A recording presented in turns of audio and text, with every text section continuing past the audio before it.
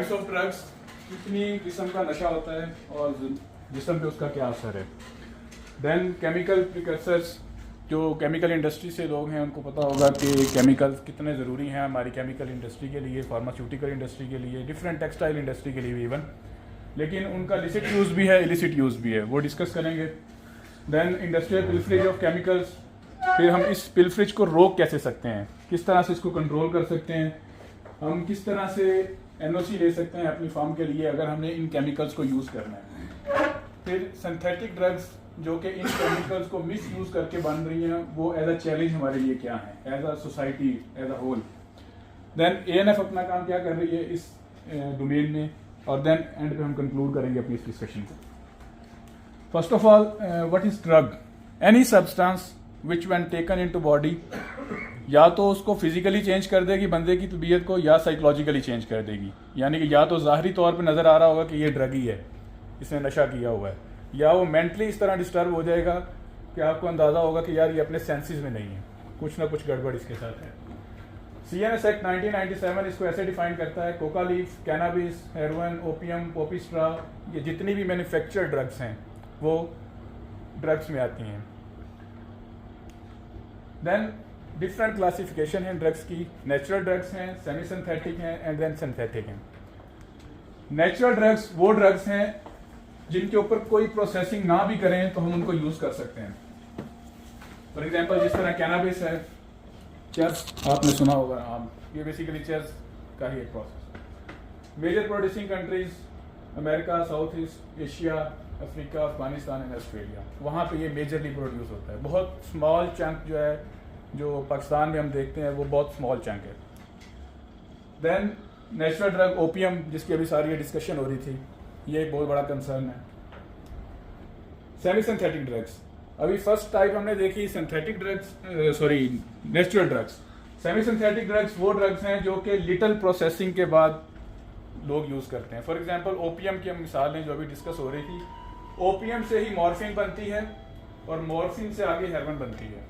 उसी को further process करें तो हेरोइन क्रिस्टल बनती है, कोकेन एक डिफरेंट प्लांट से बनती है जो कि बाहर से इंपोर्ट होती है, वो हमारे यहाँ पे प्लांट नहीं है। These are semi synthetic, natural हैं, थोड़ी बहुत प्रोसेसिंग हुई और उसके बाद इसकी ये फॉर्म बन गई। अब प्रोसेसिंग में यूज होने वाला जो केमिकल है वो बेसिकली आज का टॉपिक है जो हम डिस्कस करने जा रहे हैं, कि वो केमिकल इंडस्ट्री के लिए भी ज़रूरी है और वही केमिकल यहाँ पे यूज होके दिस टाइप ऑफ ड्रग बन रही है। देन सिंथेटिक ड्रग्स, ये वो ड्रग्स हैं जो कि टोटली केमिकल से बनते हैं। अभी करंट इरा में ये सबसे बड़ा पॉइंट ऑफ कंसर्न है। आइस मैथ बहुत कॉमन नाम सुनने में आता है, स्टूडेंट्स बहुत ज़्यादा आइस का नशा करते हैं, वो क्यों करते हैं वो आगे डिस्कस करते हैं। देन एम्फेटामाइन, एम्फेटामाइन बेसिकली क्या करती है, वेकफुलनेस और फोकस। जो स्टूडेंट्स में सुनने में आता है कि स्टूडेंट्स बहुत ज़्यादा आइस यूज़ करते हैं, क्यों यूज़ करते हैं, ये लेम एक्सक्यूजेज हैं कि बहुत ज़्यादा हम जो है ना फोकस करके पढ़ते हैं। मे बी फर्स्ट और सेकंड एक्सपीरियंस में उनको ये फोकस मिल रहा हो, लेकिन उसका इफेक्ट क्या होता है वो भी आपको बता दें। इसको जो है ड्रिंक्स के साथ भी यूज़ किया जाता है। देन इसको हम फिजिकल, साइकोलॉजिकल और फिजिकल इलनेस में डॉक्टर की प्रिस्क्रिप्शन के मुताबिक यूज़ कर सकते हैं एम्फेटामाइन को। इसी की नेक्स्ट फेज है मेथएम्फेटामाइन। मेथएम्फेटामाइन बेसिकली आइस का साइंटिफिक नेम है। इसके टॉक्सिक इफेक्ट्स ज़्यादा हैं, लास्ट लॉन्गर और डेंजरस है। लॉन्ग पीरियड्स की अवेक रह सकता है जो भी यूज़र है, स्टूडेंट है, कोई भी बंदा है। इसको क्रिस्टल मेथ के तौर पे भी जो है ना वो मार्केट में जाना जाता है। स्मोक करते हैं लोग या इसको इंजेक्ट करते हैं। एम्फेटामाइन का मेडिकल यूज़ था, लेकिन मेथएम्फेटामाइन का 0% मेडिकल यूज़ है, लेकिन मार्केट में ज़्यादा ये अवेलेबल है। देन अभी जो मैं बात कर रहा था कि स्टूडेंट्स इसको क्यों लेते हैं, पता है कि इसका नुकसान है, लेकिन लेते क्यों हैं। डोपामाइन आपने नाम सुना होगा। अगर कोई बंदा अपना फेवरेट काम करता है, फॉर एग्जांपल अगर वो स्पोर्ट्समैन है तो कोई अपनी पसंद की गेम खेलता है तो डोपामाइन रिलीज होते हैं। कोई खाने का शौकीन है, फूडी है, जब वो अपना पसंद का खाना खाता है तो 100 यूनिट्स ऑफ डोपामाइन रिलीज होते हैं।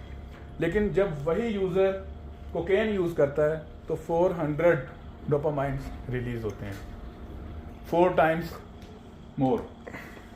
लेकिन अगर कोई बंदा मैथ यूज़ करता है, आइस, जिसको कहते हैं, तो 1250 डोपामाइन रिलीज होते हैं।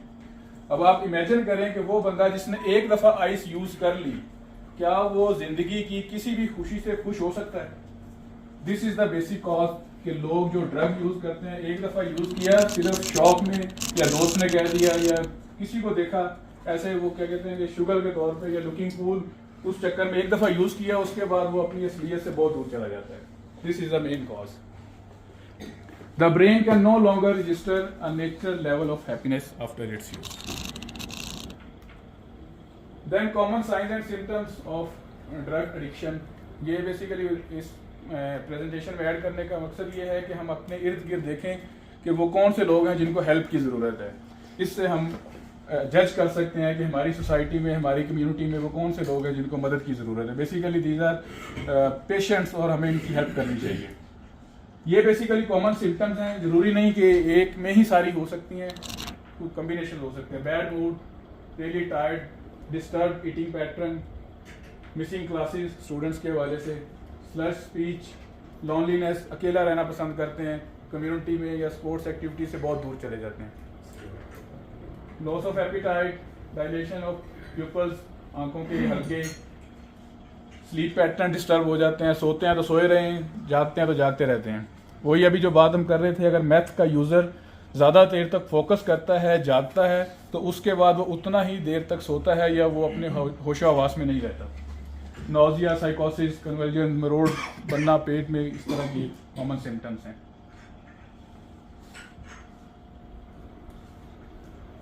देन केमिकल प्रीकर्सर्स, जो आज का मेन टॉपिक है, इसका लिसिट और इलिसिट यूज़ है।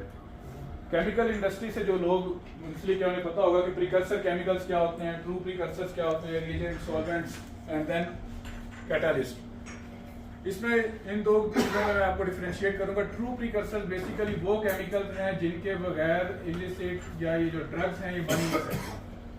For example double A acetic anhydride है जिसके बगैर कोकेन नहीं बन सकती। पोटाशियम परमैंगनेट है जिसके बगैर आई थिंक हेरोइन का है ये ट्रू प्रीकर्सर, वो आगे देख लेते हैं। जिनेवा कन्वेंशन 1988, इसमें टेबल 1 और टेबल 2 में ये वो एलिमेंट्स हैं जिनको यूज करने के लिए आपको लाइसेंस की जरूरत पड़ती है। ये कंट्रोल सब्सटेंसेस हैं बेसिकली। कोई भी इंडस्ट्री है, फार्मास्यूटिकल से लेके एनीथिंग, जो भी आप नाम लें, उसको अगर वो ये यूज कर रहे हैं इनमें से कुछ भी, तो उनको मिनिस्ट्री ऑफ नारकोटिक्स कंट्रोल से एनओसी लेना पड़ता है। उसका क्या प्रोसीजर है वो भी आपको बताते हैं। एसिटिक एनहाइड्राइड, अभी जो मैं बात कर रहा था, लेजिटिमेट इंडस्ट्री में इसका क्या है, फार्मास्यूटिकल इंडस्ट्री में यूज होता है, ब्लीचिंग एजेंट के तौर पे यूज होता है, पॉलिशिंग मेटल के लिए यूज होता है, लेकिन ये मैन्युफैक्चरिंग ऑफ हेरोइन के लिए यूज होता है।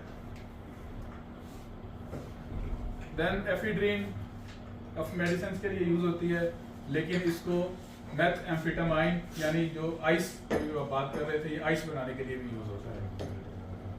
सूडो एफिड्रीन एम्फेटामाइन बनाने के लिए यूज होता है, मेडिकल इसका ये यूज है।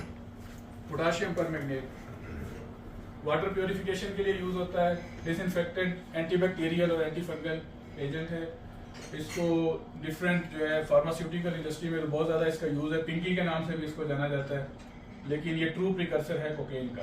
अभी जो बात कर रहा था पोटाशियम परमैंगनेट कोकेन का ट्रू प्रीकर्सर है, एसिटिक एनहाइड्राइड हेरोइन का ट्रू प्रीकर्सर है।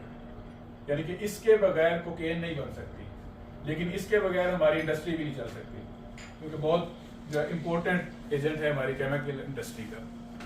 देन एसीटोन पेंट्स में, प्लास्टिक्स में, वार्निशेस, कॉस्मेटिक्स में ये यूज हो रहा है, लेकिन इसको हेरोइन, कोकेन और वेरियस सिंथेटिक ड्रग्स बनाने के लिए भी यूज किया जाता है। मिथाइल इथाइल केटोन, ये इसका लेजिटिमेट यूज है। देन अगेन कोकेन, हेरोइन, यानी कि कोई भी केमिकल लें वो कहीं ना कहीं प्योरिफिकेशन, उसकी मैन्युफैक्चरिंग, फिर एक्सेसिबिलिटी, ये चीज़ें जो इनकी मैन्युफैक्चरिंग के लिए ज़रूरी हैं वो कितनी एक्सेसिबल हैं। देन इंडस्ट्रियल पिल्फरेज, इंडस्ट्री के लिए आने वाली चीज़ कहाँ से लीक आउट हो जाती है, लेजिटिमेट यूज से इलिसिट ड्रग्स की तरफ। Growing demand of narcotic drugs and psychotropic substances is being met by their production through proliferation of clandestine laboratories. CN labs जो अभी आपको बारे में बात की कि छोटे से कमरे के अंदर कुछ इक्विपमेंट हों, कुछ फ्लास्क हों, कुछ बीकर्स हों, प्लस ये केमिकल्स हों, तो ये वाला काम हो सकता है। एम्फिटामाइन टाइप स्टिमुलेंट्स बनाने वाली जो लेबॉर्ट्रीज हैं वो मोर देन एक्सीड कर गई हैं हेरोइन और कोकेन। जो हम ट्रेडिशनल टाइप के नशे थे उससे ज़्यादा ये सिंथेटिक की तरफ सोसाइटी या यूज़र्स डाइवर्ट हो गए हैं। Principal synthetic drugs ice, MDMA, STC, LSD chemical processes के थ्रू लेबॉर्ट्री में बनते हैं। इनके लिए खेतों की बहुत बड़े बड़े फार्म्स की ज़रूरत ही नहीं है। देन अभी थोड़ा सा अंदाज़ा हो गया कि केमिकल हैं, उसका लेजिटिमेट यूज़ है, उसका इलीगल यूज़ है, ठीक है, और उसको फिर अब हम कंट्रोल कैसे कर सकते हैं। इसको कंट्रोल करने के लिए पूरी सोसाइटी को एज अ होल अपना पार्ट प्ले करना पड़ेगा। फॉर एग्जांपल हमें अवेयरनेस देनी चाहिए, जो केमिकल्स को यूज़ कर रहे हैं उसकी लेबलिंग को इंश्योर करना चाहिए, इफ़ेक्टिव प्रोसीजर्स होने चाहिए ताकि जो हमारा केमिकल है उसकी स्मगलिंग और इंडस्ट्रियल यूसेज को रोका जा सके। जो हमारे कस्टमर्स हैं जो डील कर रहे हैं होलसेलर के तौर पे इन केमिकल्स को, उनको अपने कस्टमर्स को आइडेंटिफाई करना चाहिए कि ये कस्टमर अगर हमारे पास आया है तो क्या इसकी रिक्वायरमेंट वाकई है या नहीं है। देन रिकॉर्ड आपका प्रॉपर मेंटेन होना चाहिए। ये वो चीज़ें हैं जो अभी सर इस पर मज़ीद रोशनी डालेंगे। जो कल को ANF की टीम चेक करने आएगी आपकी इंडस्ट्री को, वो ये चीज़ें चेक कर रही होगी कि आपने अपना रिकॉर्ड किस तरह मेंटेन किया हुआ है। Then effective cooperation with law enforcement authorities, जहाँ पे आप समझते हैं कि ये चीज़ गलत हो रही है तो वो आप रिपोर्ट कर सकते हैं। कस्टमर्स के हवाले से देखा जाए तो नया कस्टमर है, मार्केट में आया है, वो ज़्यादा जो है ना वल्नरेबल होता है, उसको ज़्यादा फोकस करने की ज़रूरत है कि इसकी आया की ज़रूरत है इसको इस केमिकल की या नहीं है। Then unwillingness to supply telephone number, वो अपना टेलीफोन नंबर नहीं देंगे, एड्रेस नहीं देंगे। ये वो चीज़ें हैं जो आप हाईलाइट कर सकते हैं एक नए बंदे से इंटरेक्शन के दौरान। नो बिजनेस, पुराना बिजनेस रिकॉर्ड कोई नहीं है उसका। Order for companies that are known और that can not be easily traced, यानी कि वो ऐसी कंपनियों के नाम बताएगा जो हो सकता है एग्जिस्ट ही ना कर रही हों। शेल कंपनीज जिसको हम बोलते हैं, ये सिर्फ पैड है, कार्ड बना हुआ है, पीछे कोई है ही नहीं। देन वो किसी ट्रेड या बिजनेस एसोसिएशन का हिस्सा ही नहीं है, बिल्कुल मार्केट से डिफरेंट है।